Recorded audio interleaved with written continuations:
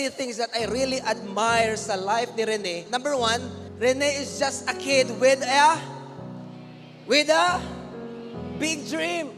Na siya'y pangandoy nga dili lang para sa iya ha. And it is so evident sa mga videos na makita nato nga ang iyang pangandoy makiigsunan nga dili lang siya ang mulambo. Iya yung gitagag emphasis nga apil ang iyang pamilya mahawas gyud sa kalisod sa kinabuhi. Wala niya gihimong rason ang kawalad doon, ang kapobrehon nga dili kayang palambuon sa Ginoo ang iyang kinabuhi. And many young people today daghang mga excuses. Daghang mga batanon karon nga daghang rason. Inani lang manggod ko, pobre lang manggod me, wala gyud ko'y maabtan. Pero si Rene Lahi, he is a special kid. He is a kid with a big dream. It doesn't matter kung sagikan sila sa kalisod, pero iyang gituuhan nga naagyo'y kalambuan nga may tabo sa iyahang kinabuhi. Ikaduha nga ako ang nakita siya is that he is just a kid but with a big God-like character. You know what? Makita na ko sa video ka bisag sikhon bata di gid mo balos. Bisag rubo-rubohon ba? You know what? Sa tanang basketballista diri ang pinakadili nimo ganahan ka ng sikhon ka. Mawala ang pagkakristohanon basta masikhan, na. Sunod uppercut na. Pero you know what? Ang kaibulungan sa inyong Rene diri sa Agusan, natingala ko. Bisag rubo-rubohon, di mo balos, mo pa yung mga yung dispensa.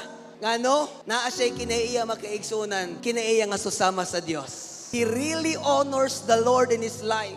Sa iyang commitment, sa iyang discipline to be better, mahimong athletic, mahimong excellent to the point na nahimo siyang MVP sa palarong pangbansa. Gida-honor niya ang sa gihatag ni Lord siya hang kinabuhi. The athleticism, the agility, the strength ka naa siya, he really honors the Lord. Sa pamaagi nga iyang ginapalambo, iyang ginapa-improve, ginadisiplina niya iyang kaugalingon. And that shows that naagid siya kinaiya susama sa Ginoo. Ikatulong ang gina-admire na ko sa iya, naobserbahan akong bata. He is just a kid, but naa siya big impact. I've never seen in my entire life nga funeral parade nga nagsugod sa alas 8 sa buntag, tapos nauman alas 2 sa kadlawon. He made a difference not just here in Talacogon, not just here in Agusan, but the entire world is watching right now sa kinabuhi ni Rene Paterbonia. But one thing I've realized tonight before I'm going to end this message, even if you have a big dream, but the reality is that tomorrow is not guaranteed. Because we're living in a corruptible body, in a corrupt world, and the world is lost, and it's getting worse. Gakadaot igsuon ng kalibutan karon. Si Rene dako kayog pangandoy. Pero unsay natabo siya sa usa lang kaiglapan makaigsunan, nawala to nga pangandoy. I pray nga makuha ni Rene ug iyang pamilya ang hustisya. Pero muprangka ko si mo karong gabi una makaigsunan. Nagrampant ang injustice diri sa tong nasod Pilipinas.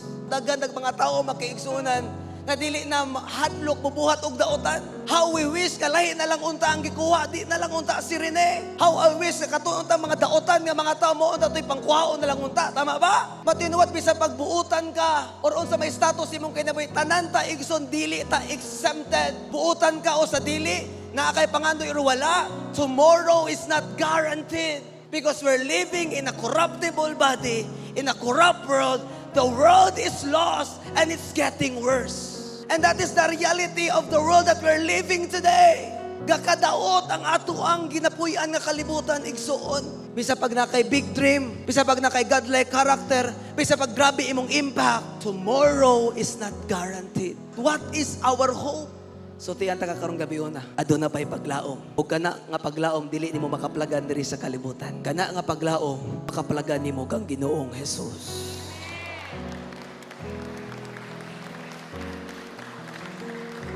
In the book of Philippians chapter 3 verse 20, it says there that our citizenship is in heaven and we eagerly await a Savior from there, our Lord Jesus Christ.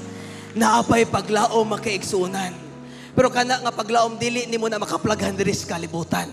Madunot ning kalibutan, mahanaw ning kalibutan, mairis ning kalibutan. Pero naay lugar nga giandam sa Dios para sa mga tao nga magpaubos din na kaniya, manginulsol o modawas ang bugtong anak nga si Jesus. Pero sutian ta ka kanang imong abilidad, dili na makahatod si mo sa langit. Kanang imong kabtangan, dili na makahatod si mo sa langit. Kanang imong naabtan, dili na makahatod si mo sa langit. Kanang imong kwarta, dili na makahatod si mo dito sa langit. Walay laing makahatod si mo igsoon sa lugar ang gisaad sa Dios kundi si Jesus lamang. He will wipe every tear from their eyes. There will be no more death or mourning or crying or pain, for all the order of things has passed away. Lugar nga wala na'y paghilak. Lugar nga wala na'y kasakit. Lugar nga wala na'y pagbakho. Lunlon nga kalipay, mao kana nga lugar igsoon nga giandam sa Dios kaniya nga manghinulsol, magpaubos ug madawas ang bugtong anak nga si Jesus. Sa ngalan nga buhi pagkakarong gabiuna natay mission. Kung unsay gibuhat ni Rene ato ipadayon, number 1, hug your family. Kinaiya na to usay, no? Mo-appreciate sa tao kung namatay. Meda, kung kabalo lang ka. Kung imo din gipabalo samtang buhi pa. Sa atong pag-uli, tagaan ta mo assignment. Simple nga mission. Pag-uli niyo si balay, gaksan ninyo inyong mga magpapa. Natural na, agad yung mga misunderstanding ang pamilya. Pero ayaw padugaya, settle it, restore it, reconcile it, kay ang kinabuhi igsoon, hamubo ragyod pag-ayo. Ikaduwa nga H, help your friends. Kisa man diri nga mosaad, nga pareho kang Rene, nga mahimong matinabangon siyang isig katao. Pataas kamot. Yes! The last one, honor God in every way sa imuhang kinabuhi. It's a simple mission. Hug your family, help your friends, and in all your ways, honor and acknowledge God.